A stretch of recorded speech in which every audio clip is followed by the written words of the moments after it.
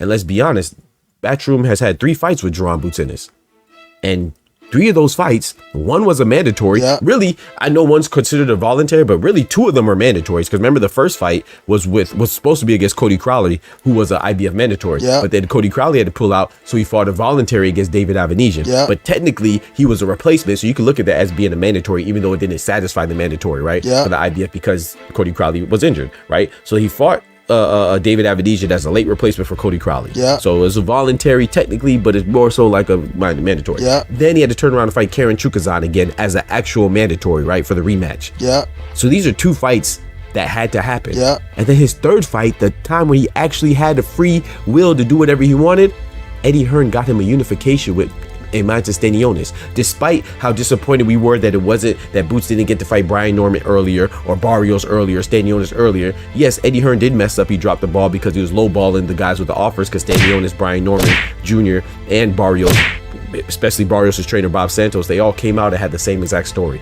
They all said that they weren't happy with the amount of money given. Yeah. So I know that we like to blame the fighters and we try to dictate how much money these people are worth, or like we're some financial advisors, or we are even have the ability or the jurisdiction to freaking determine how much people should value themselves at, the price point they should value themselves.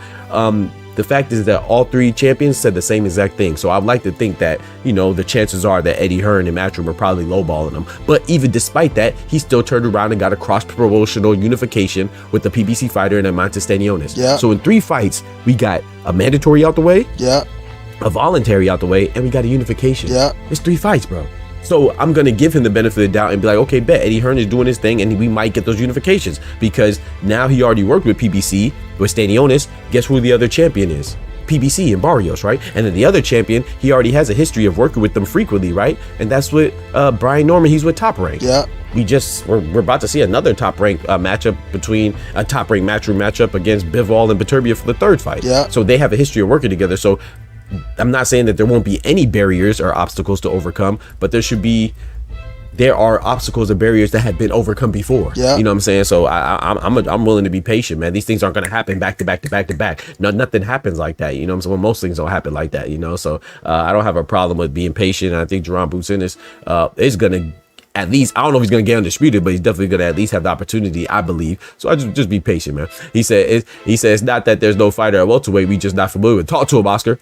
Cloyster said Boots gonna collect those belts, then fight Ryan Haney or Teal. Yeah, I mean, I wouldn't be mad at that, man. That's so funny because Bill Haney was talking about fighting Boots. I'm not gonna lie. When I heard Bill Haney talk about Boots, the first thing that came to my mind was bullshit.